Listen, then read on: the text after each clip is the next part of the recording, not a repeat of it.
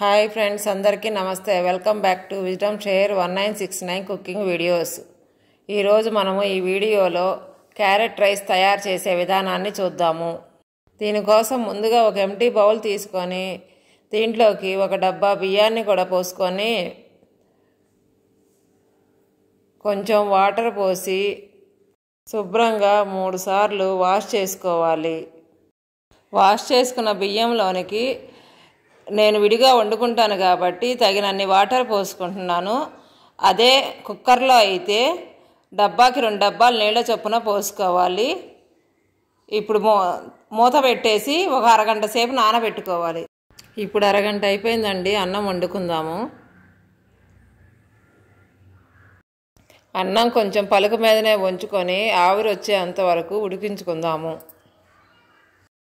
Stove మీద ఒక కళాయి పెట్టుకొని మంటను హై ఫ్లేమ్లో ఉంచి నీళ్ళన్నీ పోయిన తరువాత ఒక 2 స్పూన్లంత ఆయిల్ వేసుకొని ఆయిల్ వేడెక్కిన తరువాత మంటను లో ఫ్లేమ్లోకి మార్చుకొని 1 స్పూన్ నెయ్యి కూడా వేసుకొని నెయ్యి అంతా కరిగిన తరువాత 2-3 దాల్చిన చెక్క, ఒక 7-8 లవంగాలు, ఒక 2-3 బిర్యానీ ఆకులు వేసుకొని అవి ఏగే వరకు వేయించుకొని అవి పక్కకు పెట్టుకొని 1 స్పూను పచ్చిపప్పు, 1 స్పూను పోపు దినుసులు, ఒక 2-3 ఎండుమిర్చీలను కూడా చిన్న ముక్కలుగా వేసుకొని కొంచెం ఒక పావు స్పూన్ అంత ఇంగు కూడా వేసి ఇవన్నీ కూడా వేగే వరకు కూడా వేయించుకొని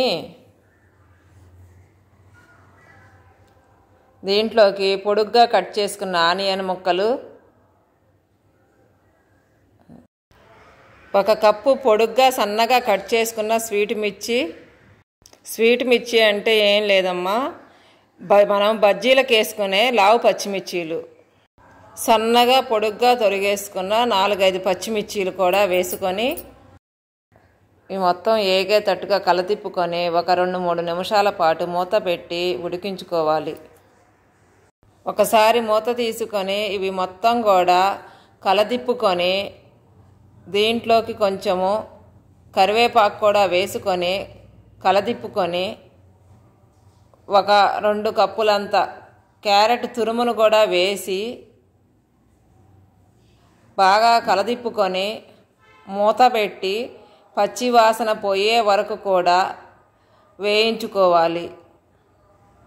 ఇప్పుడు ఒకసారి మూత తీసి దీంట్లోకి ఒక 1/2 స్పూన్ పసుపు, ఒక 1/2 స్పూన్ సాల్టు, 1/2 స్పూన్ యాలక్కాయల పౌడర్ వేసి మొత్తం కూడా కలదిప్పుకొని మూత పెట్టి మరో 2-3 నిమిషాల పాటు మగ్గించుకోవాలి. ఇప్పుడు దీంట్లోకి ఒక 10-15 జీడిపప్పులను కూడా నేతిలో వేయించుకుందాము.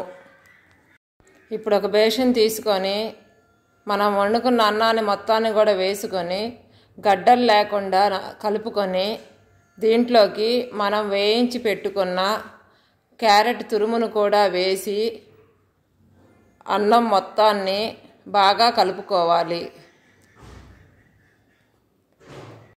మనం వేయించి పెట్టుకున్న జీడిపప్పును కూడా వేసి అన్నంలో కలిసేటట్టుగా ఒకసారి కలుపుకొని చివరిగా గార్నిష్ కోసం కొంచెం కొత్తిమీరను కూడా వేసుకుందాము.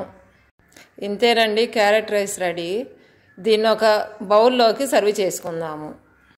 చాలా సింపుల్ కదండి. మీరు కూడా ఒకసారి ట్రై చేసి ఎలా వచ్చిందో కామెంట్ బాక్స్లో తెలియచేయండి.